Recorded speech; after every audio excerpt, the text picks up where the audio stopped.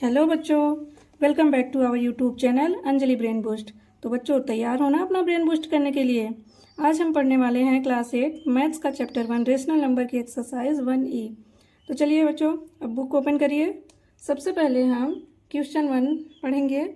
इसमें दिया गया है हमें निम्नांकित कथनों में सत्य कथन चुनिए। तो सत्य कथन हम कैसे चुनेंगे? ये दो, चलिए इसका सोल्यूशन हम देखते हैं। दो पार्ट हमें दिया है, ठीक है, left hand side and right hand side. तो दोनों को हम हल करेंगे। अगर ये दोनों सेम आ जाते हैं इसका मतलब क्या है, हमारा कथन जो है वो सत्य है। तो चलिए चेक करते हैं। 2/-5 इंटू -3/4, ठीक है, बराबर -3/4 इंटू 2/-5। इसका मल्टीप्लाई कर लेंगे।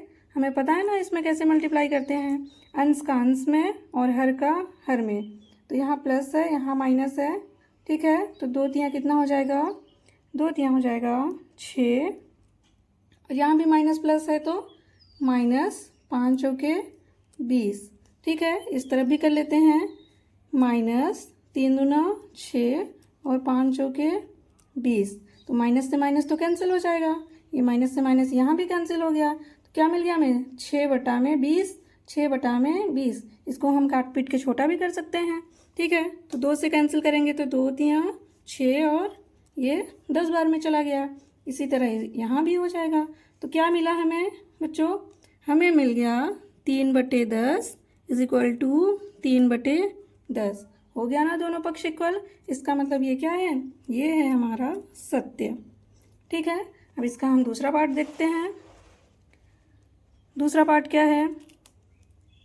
देखिए इसको भी हम सॉल्व करके चेक कर लेंगे। बच्चे इसको सॉल्व करने की ज़रूरत नहीं होती, इसको हम प्रॉपर्टी से भी चेक कर सकते हैं, लेकिन यहाँ पे हमें सॉल्व करके ही दिखाना है। लेकिन हम ऐसे देख के भी जान सकते हैं कि ये इक्वल होगा या नहीं। पिछली क्लास में हमने पढ़ा है ना प्रॉपर्टी के बारे में। तो क्या थी ये क्रम विनिमय प्रॉपर्टी? क्या होती थी कि 2/-5 इंटू -3/4। अगर हम इसका क्रम भी बदल देते हैं तो इसका जो आंसर है वो इक्वल होता है, ठीक है। तो इससे भी हम कर सकते हैं, लेकिन यहाँ पे हमें सॉल्व करके दिखाना है। चलिए अब दूसरा सवाल हम हल करते हैं। क्या है, क्या बताया था मैंने प्रॉपर्टी वाली क्लास में कि जब भी 3 नंबर दिख जाए हमें तो कौन सी प्रॉपर्टी होती है? वो प्रॉपर्टी होती है साहचर्य प्रगुण, ठीक है। साहचर्य प्रगुण होता है 3 नंबर दिख जाएं और उनके बीच का जो ऑपरेशन है, जो संक्रिया है वो सेम होनी चाहिए, ठीक है। अगर प्लस है तो तीनों में प्लस होना चाहिए, और इंटू है तो तीनों में इंटू होना चाहिए, ठीक है। तो वो साहचर्य प्रगुण हो जाता है। लेकिन अभी इसको हमें क्या करना है? सॉल्व करके दिखाना है। तो चलिए करते हैं इसको। सबसे पहले इसको इस ब्रैकेट से निकालते हैं। ये माइनस माइनस कैंसिल हो जाएगा, तो 2/3, ठीक है, इंटू 1/5 इंटू -2/7, ठीक है, इज इक्वल टू, ये भी माइनस से माइनस कैंसिल हो जाएगा, 2/3 इंटू 1/5 इंटू ब्रैकेट से निकालेंगे तो -2/7, ठीक है। ये मिला हमें। अब सबसे पहले हम क्या सॉल्व करते हैं? सबसे पहले हम बड़ा ब्रैकेट सॉल्व करते हैं।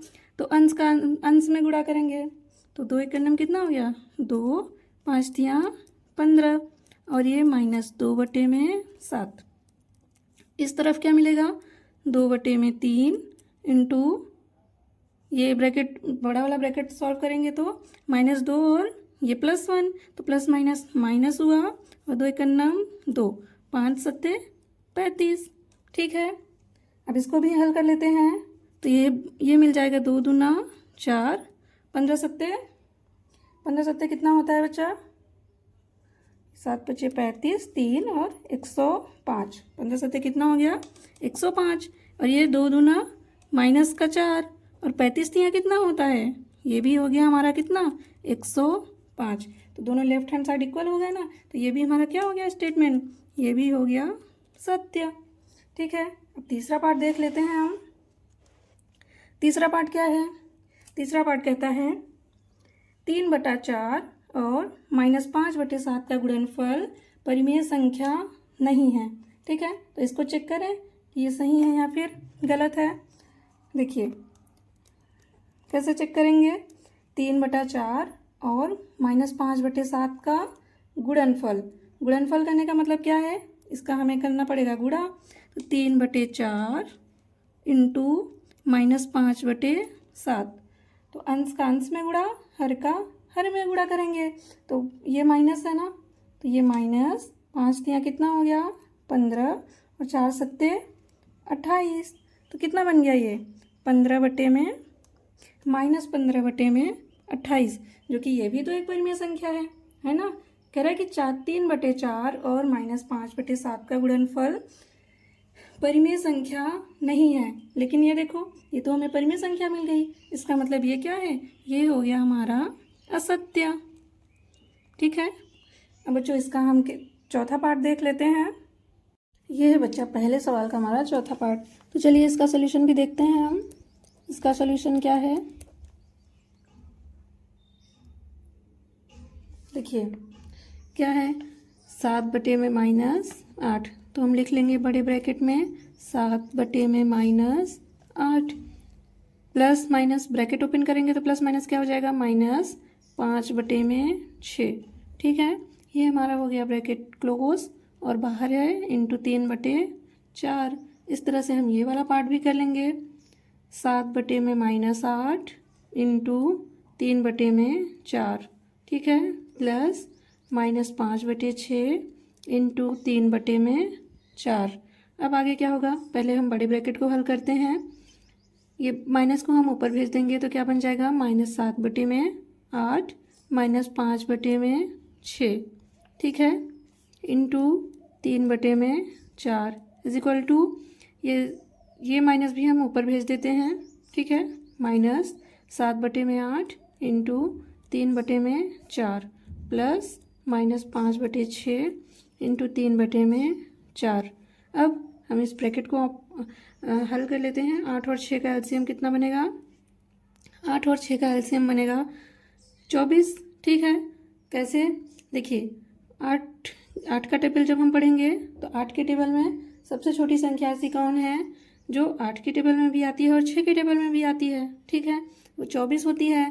तो 6 चौके 24, 8 तिया 24। ठीक है, तो 24 जो है एक ऐसी छोटी, सबसे छोटी संख्या है जो दोनों में कॉमन है। ठीक है, दोनों के पहाड़े में कॉमन है, इसलिए हमारा एलसीएम कितना बन जाता है 24। अब 8 से 24 में डिवाइड करेंगे तो 3 बार जाएगा। ठीक है, 3 बार जाएगा तो 3 का गुणा हम किस में करेंगे, -7 में। तो -7 यहाँ कितना हो गया 21, माइनस 6 में 24 से डिवाइड करेंगे तो 4 बार जाएगा। अब उस 4 का गुणा हम 5 में करेंगे तो 4 पंचे 20। ठीक है, ये हमारा बन गया इंटू 3/4। ये रहेगा ही ऐसे, इज इक्वल टू 7 और 3 का गुणा करेंगे तो -7 यहाँ 21 और 8 चौके 32। ठीक है, प्लस -5 तिया 15 और 6 चौके कितना हो गया हमारा 24। ठीक है, अब इसको हल कर लेंगे तो -21 और 20 हल कर लेंगे तो कितना बन जाएगा 41/24 इंटू 3/4। ठीक है, अब इसे भी हल कर लेंगे, -21/32 और ये प्लस माइनस 15/24। अब इन दोनों को हल करते हैं, इक्वल आ गए तो ये हमारा सत्य होगा। ठीक है, नहीं तो असत्य हो जाएगा।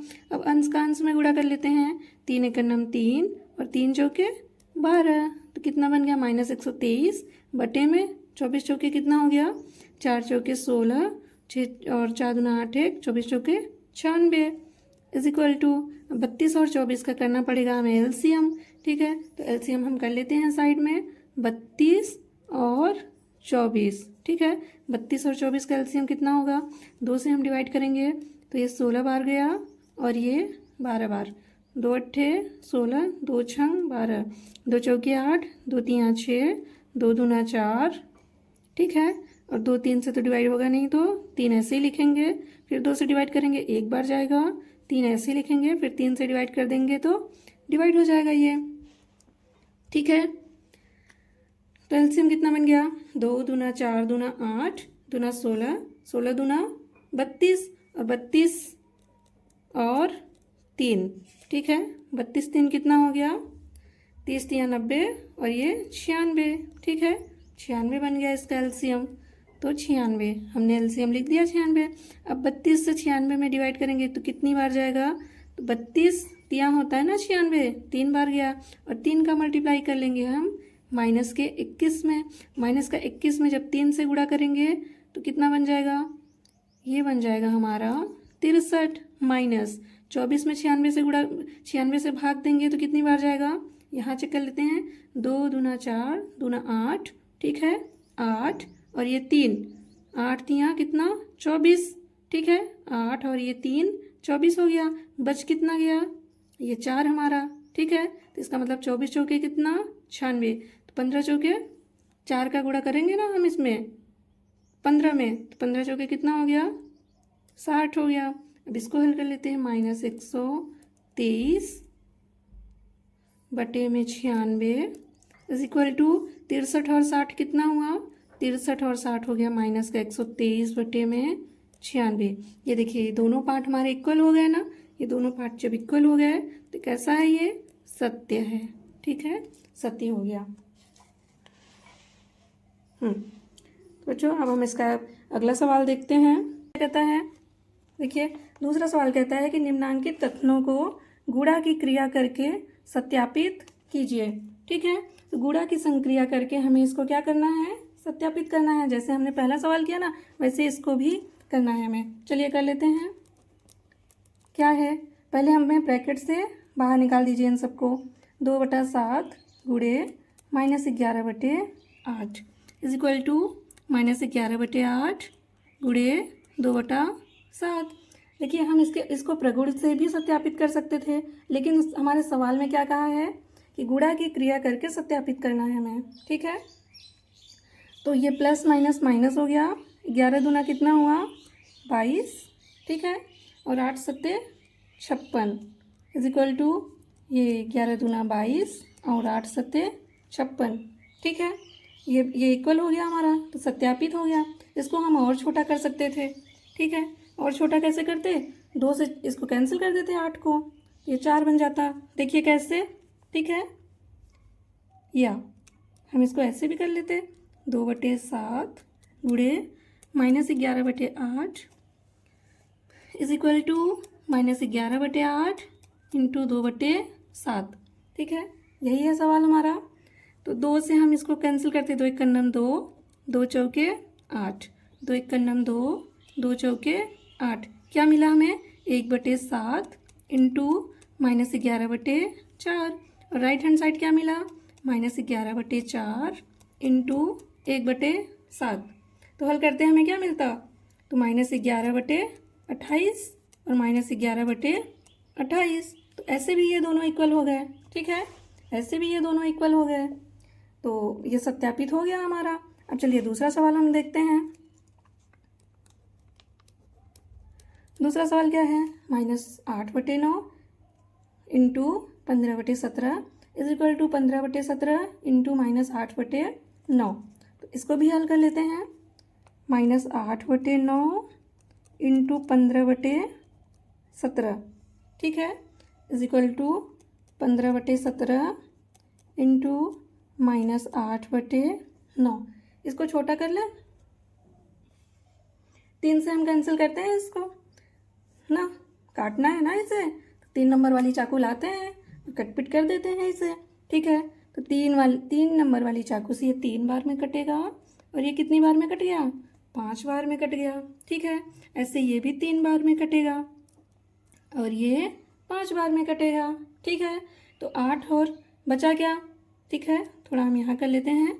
क्या बच गया हमारे पास, -8/3 इंटू 5/17, ठीक है, इज इक्वल टू यहाँ क्या बच गया 5/17 इंटू -8/3।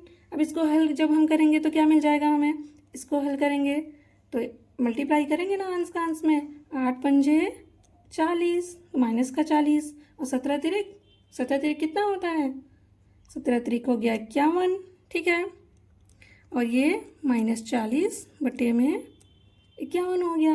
तो ये हो गया सत्यापित हमारा, ठीक है, ये आंसर हो गया। चलिए अब हम इसका तीसरा पार्ट भी देख लेते हैं। तीसरा पार्ट क्या है, तीसरा पार्ट क्या कहता है, -8/7 इंटू बड़े ब्रैकेट में है ना 1/2 into -4/3 is equal to -8/7 into 1/2 into -4/3। ठीक है, तो इसको भी हम पहले सॉल्व करते हैं। आइए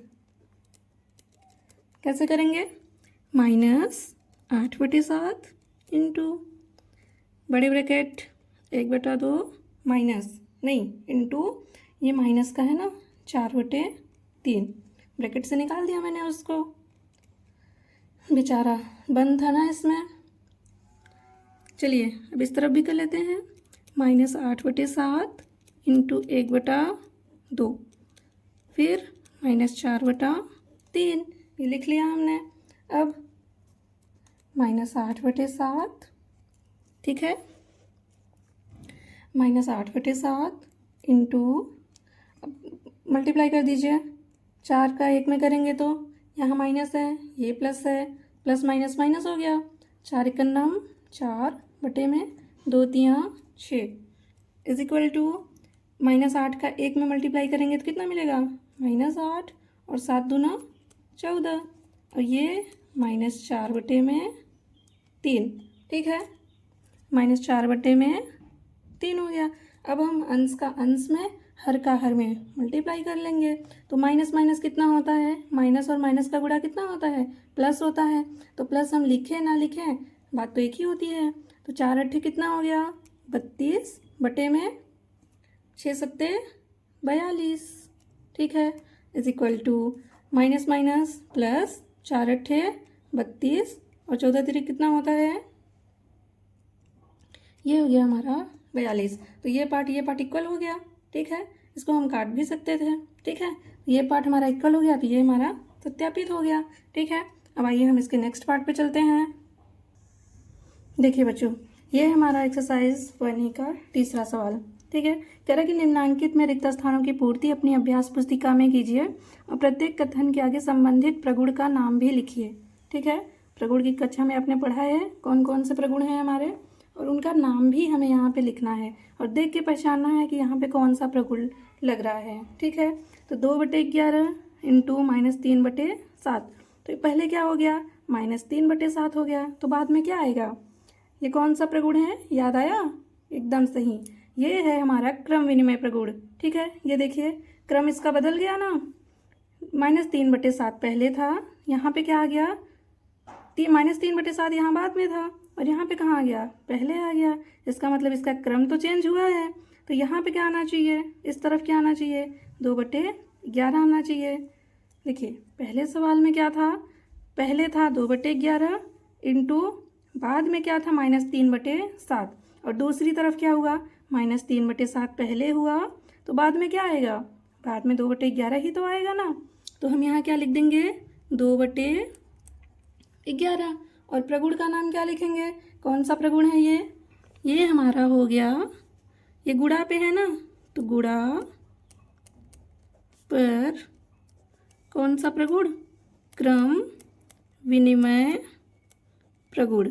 ठीक है, गुणा पर कौन सा प्रगुण है, क्रम विनिमय प्रगुण। गुणा वाली संक्रिया पे है तो हम गुणा पर क्रम विनिमय प्रगुण लिखेंगे, अगर योग वाली संक्रिया पे है तो योग पर हम क्रम विनिमय प्रगुण लिखेंगे। ठीक है, तो आइए दूसरा वाला देख लेते हैं। दूसरा क्या है, डॉट डॉट है। ठीक है, यहाँ कुछ नहीं है, इंटू 2/3 इंटू 3/-2। यहाँ पे देखने से पता लग रहा है ना कि तीन संख्याएं हैं यहाँ पे। ठीक है, और क्या बताया मैंने कि जब भी 3 संख्याओं की बात हो और संक्रिया सेम हो तो कौन सा प्रगुण हो जाता है, साहचर्य प्रगुण हो जाता है। याद है ना आपको। ठीक है, और अगर प्रगुण की क्लास नहीं देखी आपने तो जो यूट्यूब पे जाके यूट्यूब चैनल पे वहाँ पे आप देख सकते हैं।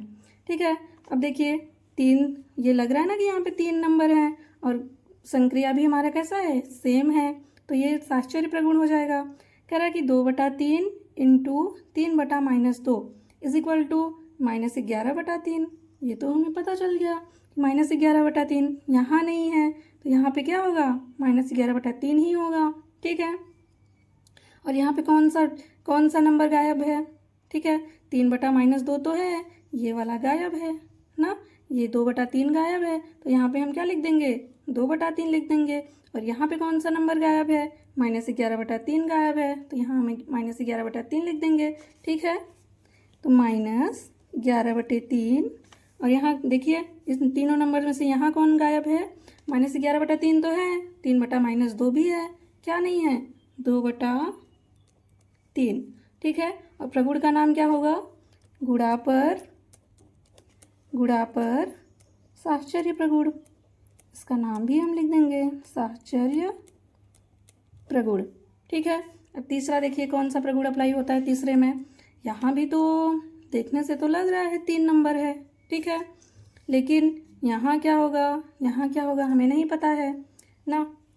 तो देखिए -5/7 इंटू ब्रैकेट ये डॉट है प्लस -4/7। अब देखिए ऐसा लग रहा ना कि -5/7 एक बार इस नंबर के साथ होगा और एक बार -5/7 इस नंबर के साथ होगा। ये कौन सा प्रगुण है, ये प्रगुण है हमारा गुणा पर योग का वितरण नियम। ठीक है, गुणा पर योग का वितरण नियम इसको क्यों कहते हैं, ये देखिए ना -5/7 एक बार इसके साथ में बट गया, ठीक है, और एक बार इसके साथ में बट जाता है, तो इसीलिए इसका नाम पड़ गया योग, गुणा पर योग का वितरण नियम। चलिए देखते हैं यहाँ क्या होना चाहिए, राइट हैंड साइड को देखिए ना, क्लू हमें कभी यहाँ से मिल ही जाएगा। तो देखिए -5/7 यहाँ इसके साथ में बटेगा, तो कैसे बटा, -5/7 इंटू 2/5। इसका मतलब क्या है, यहाँ क्या होगा, यहाँ होना चाहिए था 2/5। ठीक है, अब लेकिन यहाँ क्या होना चाहिए था, ये तो एक बार इसके साथ बट गया, अब इसके साथ में बटेगा, तो -4/7। -4/7 तो है, लेकिन बटा किसके, -5/7 के साथ। तो ये हो गया हमारा। इसका नाम क्या लिखेंगे हम, इसका नाम लिखेंगे गुणा पर योग का वितरण नियम। ठीक है, इसका नाम हो गया गुणा पर योग का वितरण नियम। ये हमारा तीसरा सवाल भी खत्म होता है। अब हम आ जाते हैं अपने चौथे सवाल पे। चौथा सवाल क्या कहता है, सरल कीजिए। इस चौथे सवाल में हमारे 2 सवाल हैं, ठीक है, सरल कीजिए। तो पहला सवाल क्या है सरल कीजिए का, चलिए हम इसको सरल कर ही देते हैं। जटिल है ना, अभी थोड़ा कॉम्प्लेक्स है, तो क्या बोल रहा है, इसको हमें क्या करना है, सरल करना है। सरल करने का मतलब होता है बच्चा कि अगर हमें कुछ नंबर दिए गए हैं तो उनको कट पिट करके एक छोटे से फॉर्म में लेकर आना होता है। ठीक है, कट पिट करने का मतलब है हमारे पास बड़ी सी लौकी है ना, या फिर कद्दू है, तो हम उसको कट पिट करके एक छोटे छोटे टुकड़ों में कर देते हैं ना, वैसे इसको भी हमें काटना पीटना है। ठीक है, तो इसको भी हम काटें। चलिए पहले इसको थोड़ा सा हम मुक्त कर देते हैं ना, ये जो बधे हैं ब्रैकेट में इनसे हम बाहर कर देते हैं। तो हम लिख देंगे -3 इंटू -10/9 इंटू 18/-5 इंटू ये माइनस तो कैंसिल हो जाएगा 1/6। ठीक है, अब हम अपनी चाकू लाएंगे और इनको काटना पीटना शुरू करेंगे। ठीक है, ये देखिए हर में कुछ नहीं होता तो 1 ही होता है ना। चलिए हम काट पीट देते हैं इनको।